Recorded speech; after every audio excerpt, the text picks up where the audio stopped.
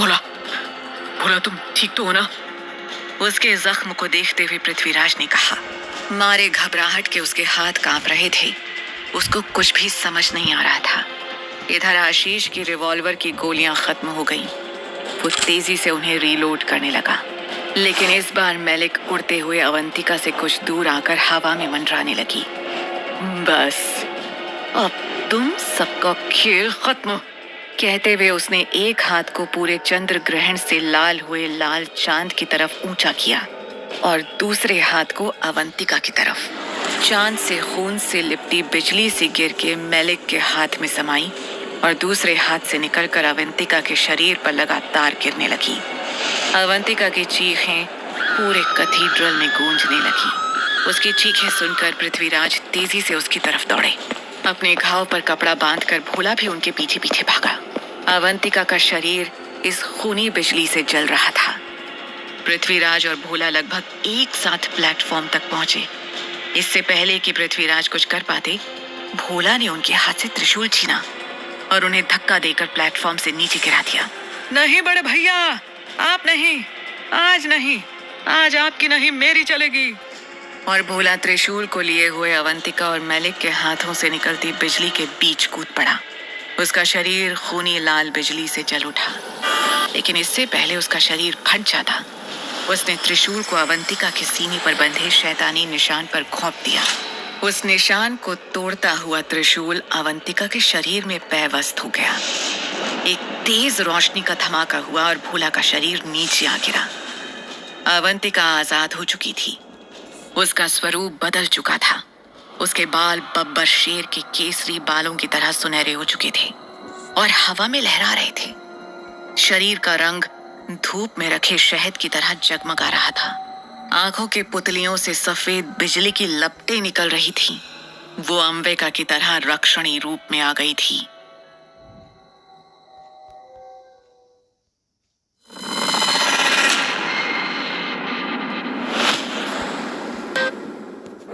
अवंतिका अपने रक्षणी रूप में आ चुकी थी। मेलिक उस पर लगातार खूनी बिजली गिरा रही थी, लेकिन अवंतिका के हाथ में थमे मां शीतला देवी के त्रिशूल से टकराकर बिजली बेअसर साबित हो रही थी।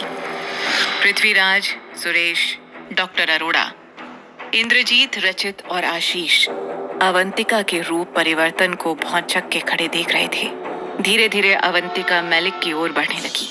अब तक मेलिक के हाथों से बिजली गिरनी बंद हो चुकी थी। अवंतिका के हाथ में थमा देवी मां का त्रिशूल भट्टी में रखे लोहे की तरह चमक रहा था। उसने त्रिशूल को सीधा किया और त्रिशूल से सफेद बिजली की लपट निकलकर मेलिक के शरीर से टकराई। मेलिक दसियों मीटर दूर जा गिरी। उस हमले से रिकवर होते हुए मेलिक डाइस पे सुनहरे टावर तक पहुंची और एक तरफ लगा लिवर दबा दिया। डाइस के नीचे के हिस्से में बने 4 गुप्त दरवाजे खुले और उनसे अजीब से विभत्स आदमी के चेहरे वाले जानवर व सड़ी गली लाशें सी बाहर निकलने लगी। वो सभी तेजी से अवंतिका की तरफ बढ़े। अब तक मेलिक के हमले से चार्ज हुआ अवंतिका का शरीर नॉर्मल हो चुका था, लेकिन त्रिशूल अभी भी चमक रहा था। अपनी तरफ बढ़ती एक बड़ी शैतानों की टोली को अवंतिका ने अपने त्रिशूल से जलाकर राख कर दिया।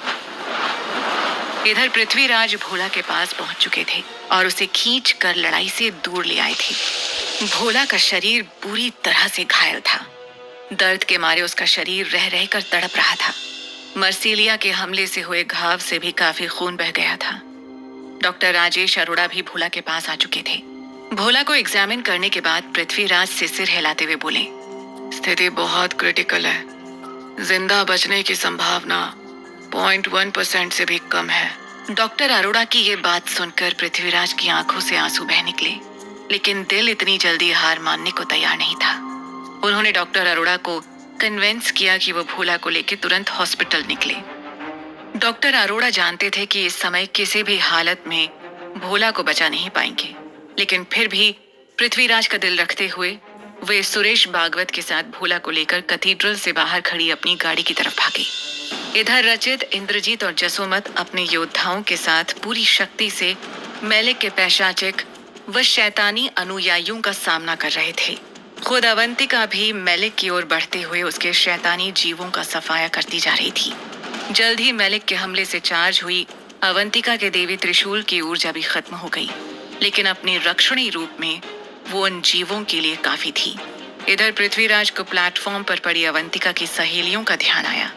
सोलम और आशीष को साथ लेके वो प्लेटफॉर्म पर गए। उन्होंने ऋतु, जूही व अंजलि के बंधन को खोला और उन्हें लेके एक तरफ एक जगह पर बिठा दिया। अंकल, आप इन सबको लेके बाहर निकल जाइए। आशीष ने पृथ्वीराज से कहा। मैं अपनी बेटी को यहाँ से लिए बिना कहीं नहीं जाने वाला। बात को समझने की कोशिश करिए अंकल। ये तीनों बहुत देर से उस प्लेटफॉर्म पर थी और अभी भी इनको होश नहीं है। सांस भी धीरे चल रही है। ऐसे में इनको तुरंत मेडिकल ट्रीटमेंट नहीं मिला तो इनका जीवन खतरे में पड़ सकता है। पृथ्वीराज को समझाते हुए आशीष ने कहा। पृथ्वीराज को उसकी बात समझ तो आ रही थी, लेकिन उनका मन नहीं मान रहा था। यहाँ पर सिचुएशन अभी अंडर कंट्रोल है अंकल। आपकी बेटी अवंतिका इस समय कोई नाजुक फूल परी नहीं, खुद चंडी रूप में है। हम में से किसी को भी उसकी चिंता करने की जरूरत नहीं है और ये लड़ाई हम लगभग जीत चुके हैं। अब की बार पृथ्वीराज आशीष की बात से सहमत हो जाते हैं। आशीष पृथ्वीराज और कबीले के योद्धाओं को साथ लेकर उन तीनों लड़कियों को कैथेड्रल से बाहर निकालने लगते हैं। इधर अवंतिका, इंद्रजीत, रचित और जसुमत अपने योद्धाओं के साथ मैलिक के शैतानों का लगभग सफाया कर चुके होते हैं। मैलिक समझ जाती है कि अब बाजी उसके हाथ से निकल चुकी है। वो तेजी से डायस के पीछे सुनहरे छोटे टावर पर जाकर खड़ी हो जाती है और अपने हाथों को ऊपर करके कोई शैतानी मंत्र का जाप करने लगती है। इसके साथ ही वो छोटा टावर धीरे धीरे ऊपर की ओर उठने लगता है। आसमान में चांद के आसपास भी गहरे काले बादल छाने लगते हैं। वो सुनहरा टावर करीब 20 फुट ऊपर जाकर रुक जाता है और मैलिक दोनों हाथ को ऊपर उठा के चिल्लाती है। To all Mother Lilith, I call down Adama. और इसी के साथ ही चांद से एक लाल बादल टॉर्नेडो सा घूमता हुआ नीचे कैथेड्रल के गुंबद को तोड़ते हुए आकर मैलिक और उस टावर को घेर लेता है और इस धमाके के साथ टावर के टुकड़े टुकड़े हो जाते हैं। जब वो लाल बादल छटता है तो वहां पर मैलिक अपने शैतानी रूप में खड़ी होती है। उसका आकार पहले से 2 गुने से ज्यादा हो गया होता है। सिर पर एक कान से दूसरे कान तक 6 आंखें निकल आई होती हैं। पैर की जगह ऑक्टोपस की तरह दर्जनों लंबे टेंटिकल्स होते हैं, जिनमें से एक मुख्य मोटा टेंटिकल जमीन में जड़ की तरह धंसा होता है और उसका एक हाथ सांप के जैसा होता है। उधर अवंतिका और उसके साथी मैलिक के सभी शैतानों का सफाया कर चुके होते हैं। मैलिक अपने सांप जैसे हाथों से जहर की वर्षा कर देती है, जिससे अवंतिका और उसके साथी इधर उधर कूद के बचते हैं, लेकिन मैलिक लगातार जहर की फुकार छोड़ती चली जाती है। अब अवंतिका के लिए उसका सामना करने की जगह कोई और रास्ता बाकी नहीं बचता है। अवंतिका पूरे जोर से अपने त्रिशूल को मैलिक के सांप रूपी हाथ पर उछाल फेंकती है। तेज गर्जना के साथ माता शीतला का त्रिशूल सांप जैसे हाथ को ऐसे काट कर निकल जाता है जैसे गर्म चाकू मक्खन को। क्रोध से भरी हुई मैलिक अपने टेंटिकल से उन सब पर हमला कर देती है। रचित और इंद्रजीत तो उसके इस हमले से फुर्ती से बच जाते हैं, लेकिन जसोमत और उनके कुछ साथी उसकी चपेट में आ ही जाते हैं। जसोमत को अपनी जकड़ में पकड़कर मैलिक अपने टेंटिकल से लगातार हमला करना जारी रखती है। आखिर तक कबीले के योद्धाओं का कोई भी कवच इस टेंटिकल के वार को नाकाम नहीं कर पा रहा था। मैलिक उनको चींटियों की तरह मसल दी जा रही थी। अपने साथियों की ये दशा देख अवंतिका क्रोध से भरकर छलांग लगाती है। वो अपने हाथ आगे करती है और देवी त्रिशूल उड़ता हुआ उसके हाथों में वापस आ जाता है। अवंतिका एक भयानक गर्जना करती है और उसका स्वरूप रक्षणी से वापस से इंसान हो जाता है, लेकिन उसके हाथ में थमा देवी त्रिशूल एनर्जी फॉर्म में बदल जाता है। इस एनर्जी फॉर्म में त्रिशूल का फल कई गुना बड़ा हो जाता है। अवंतिका अपने एनर्जी त्रिशूल को घुमाकर एक वार करती है और मैलिक के कई ऑक्टोपसी टेंटिकल कट के गिर जाते हैं। साथ ही उनकी जकड़ में फंसे कई योद्धा व उसके मामा जसोमत भी जमीन पर आ गिरते हैं। सोलम जसोमत को उठाकर तेजी से पीछे हट जाता है। इधर मैलिक अवंतिका के भीषण हमले से घायल थोड़ी देर के लिए सुस्त हो जाती है। इस बीच उसके कटे हुए ऑक्टोपसी टेंटिकल्स धीरे धीरे वापस जुड़ने लगते हैं। अवंतिका हैरानी से ये देख रही होती है वहीं दूसरी तरफ इंद्रजीत का ध्यान मेलिक के मुख्य टेंटिकल से टकराता है, जो जमीन में धंसा होता है। वो डायस के नीचे बने रास्ते की तरफ भागते हैं। वो रास्ता नीचे तहखाने की तरफ जा रहा होता है। दोनों नीचे की तरफ चलते जाते हैं। उन्हें सामने एक बड़ा सा खून का कुंड दिखाई देता है। उसके चारों तरफ कई नर कंकाल पड़े होते हैं और मेलिक के धड़ से निकला मुख्य टेंटिकल उसी कुंड से उगा होता है, मानो वो उस खूनी कुंड से ऊर्जा पा रहा हो। रचित और इंद्रजीत एक दूसरे को देखते हैं और दो तरफ से उस कुंड से उगे उस मुख्य टेंटिकल पर प्रहार कर देते हैं। रचित का खड़ग और इंद्रजीत का भाला एक साथ उससे टकराता है और उसके दो टुकड़े हो जाते हैं। कटा हुआ टेंटिकल छिपकली की पूंछ की तरह इधर उधर तड़पता है और वो दोनों खून से सराबोर हो जाते हैं। इधर ऊपर भी इसका असर मेलिक पर दिखाई देता है। उसके बाकी के टेंटिकल अनकंट्रोल्ड होकर कैथेड्रल की दीवारों से टकराने लगते हैं। पूरा कैथेड्रल कांपने लगता है। अब तक रचित और इंद्रजीत तहखाने से बाहर आ जाते हैं।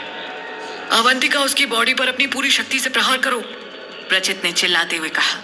रचित की बात को सुनकर अवंतिका मेलिक के शरीर पर निशाना साधकर अपना त्रिशूल फेंक देती है। चारों तरफ चिंगारी फेंकता हुआ वो त्रिशूल मेलिक की मेन बॉडी से टकराता है और उसका शरीर एक तेज धमाके के साथ फट पड़ता है। उसके मरते ही उसका पैशाचिक शरीर भी तेजी से गलने लगता है और पूरा कैथेड्रल सूखे पत्ते की तरह कांपने लगता है। अवंतिका जल्दी से अपना त्रिशूल उठाकर सबको बाहर की ओर भागने के लिए कहती है। रचित और इंद्रजीत राज, अनुज और अंकित को लेकर बाहर की ओर भाग जाते हैं। आखिर तक कबीले के योद्धा भी उनका अनुसरण करते हैं। उनके बाहर निकलते ही कैथेड्रल ताश के पत्तों की तरह ढह जाता है और चांद पर लगा ग्रहण भी खत्म हो चुका होता है। हवेली के सामने बने बाग में सभी लोग एकत्रित थे। सामने एक चिता सजी हुई थी जिसे खुद पृथ्वीराज अग्नि दे रहे थे। ये भोलाराम की चिता थी। अस्पताल पहुंचने से पहले ही उनकी आत्मा शरीर को छोड़ चुकी थी। सिर्फ भोलाराम ही नहीं, कैथेड्रल में हुई शैतानी शक्ति से लड़ाई में इंद्रजीत के पिता जसोमत और कई योद्धा भी वीरगति को प्राप्त हुए थे। रचित, आशीष और इंद्रजीत ने मिलकर राज, अंकित व अनुज पर छाए शैतानी शिकंजे को तोड़ दिया था। साथ ही ऋतु, जूही व अंजलि को भी ठीक कर दिया था। वो सभी अब सकुशल थे और खतरे से बाहर भी। अगली सुबह ही हवेली के हॉल में आईजी सुरेश, डॉक्टर अरोड़ा, इंद्रजीत, आशीष, रचित के पिता अभय और अवंतिका बैठे हुए थे। उनके सामने पृथ्वीराज हाथ में कोई डायरी लिए हुए खड़े थे। ये डायरी उन्हें अपने स्टडी टेबल पर मिली थी, जिसके साथ भोलाराम का एक नोट भी था। उस नोट के अनुसार ये डायरी उसे उनकी पत्नी राधिका देवी ने मरने से पहले दी थी। पृथ्वीराज ने उन सभी पर एक नजर मारी और डायरी को खोलकर पढ़ने लगे। आप अगर आज ये डायरी पढ़ रहे होंगे तो इसका मतलब है कि मैं अब इस दुनिया में नहीं होंगी और आपको हमारी बेटी अवंतिका की असलियत भी पता चल गई होगी। मैं आपको खुद से ही सब बताना चाहती थी, लेकिन साहस नहीं जुटा पा रही थी, इसलिए ये डायरी लिख रही हूँ। आप ये सोच सोच कर परेशान हो रहे होंगे कि हमारी बेटी अवंतिका एक रक्षणी कैसे है। जब आपने अंबिका का वध कर दिया था, तभी हमारे दादा कबीले के सबसे बुजुर्ग पुरोहित ने हमें बताया था कि आप किसी न किसी षड्यंत्र का शिकार हो गए हैं। लेकिन जो होना था हो चुका था और उसके बाद आपको कुछ भी बताने से मैंने पिताजी को रोक दिया था। लेकिन आपके द्वारा अंबिका का वध करने के बाद एक दिन मेरे दादा कुछ और बुजुर्ग पुरोहितों और मुझे लेकर एक पहाड़ी की ओर गए। वहां कठिन चढ़ाई करके हम एक मंदिर के पास गुफा में पहुंचे। वहां हमें एक रक्षणी अरण्य मिली जो हमें लेकर मंदिर तक गई। वहां अंदर एक पत्थर पर अंबिका पड़ी थी। अरण्य ने हमें बताया कि अंबिका ने अपनी जीवन ऊर्जा को अपने गर्भ में पल रहे भ्रूण को बचाने में लगा दिया है, लेकिन हमें एक शरीर की आवश्यकता है जो उस भ्रूण को धारण कर सके। उस भ्रूण के पिता आप थे। मेरे दादा ने बताया कि कैसे ये रक्षणियां सदियों से हमारे वनों की रक्षा करती आ रही हैं, लेकिन मैं उस समय अविवाहित थी और उस भ्रूण को धारण करने से कतरा रही थी। लेकिन हमें उस बच्चे को उसका असली हक भी दिलाना था। ऐसे में आपके पिताजी की आखिरी इच्छा हमारे काम आई। अपने पिता की आखिरी इच्छा के अनुसार आपने अंबिका के वध के कुछ हफ्ते बाद मुझसे विवाह कर लिया। फिर एक दिन मैंने अरण्य की सहायता से उस भ्रूण को अपने गर्भ में धारण कर लिया। इस प्रक्रिया में अरण्य ने भी अपनी पूरी जीवन ऊर्जा को लगा दिया। भ्रूण को सफलतापूर्वक धारण करने के बाद हमने अंबिका का विधि अनुसार वही मंदिर के पास अंतिम संस्कार कर दिया। फिर सही समय पर मैंने एक बच्ची को जन्म दिया जो आपकी व अंबिका की संतान है। अगर मेरी इस बात को छुपाने से आपको दुख पहुंचा तो मैं आपसे माफी मांगती हूँ और मैं उम्मीद करूंगी कि आप अवंतिका को उसी प्रकार प्यार करेंगे जैसा इस रहस्य को जानने से पहले करते आए होंगे। आपकी राधिका। पृथ्वीराज ने डायरी को बंद करके एक तरफ रख दिया। हॉल में पिन ड्रॉप साइलेंस था। थोड़ी देर बाद अवंतिका उठी और तेज कदमों से चलते हुए हवेली से बाहर निकल गई। अवनी, रुको। उसको पुकारते हुए पृथ्वीराज उसके पीछे भागे। अवंतिका हवेली के बाहर सामने बने बाग के पार पहाड़ी के छोर पर बने रेलिंग के पास जाकर रुक गई। पृथ्वीराज उसके पीछे दौड़ते दौड़ते वहां पहुंचे। अवंतिका को खड़ा देखकर खुद भी रुक गए। अवंतिका नीचे झील और उसके पीछे बादलों से घिरे पहाड़ों को निहार रही थी। पृथ्वीराज धीरे धीरे चलते हुए उसके पास पहुंचे और उसके बगल में जाकर खड़े हो गए। वो दोनों ही एक दूसरे से कुछ कहना चाहते थे, लेकिन उनके पास कहने के लिए शब्द नहीं थे। अवंतिका ने धीरे से अपने सिर को पृथ्वीराज के कंधों पर रख दिया और वो दोनों देखने लगे। बादलों के पीछे पहाड़ों से सूरज धीरे धीरे निकल रहा था।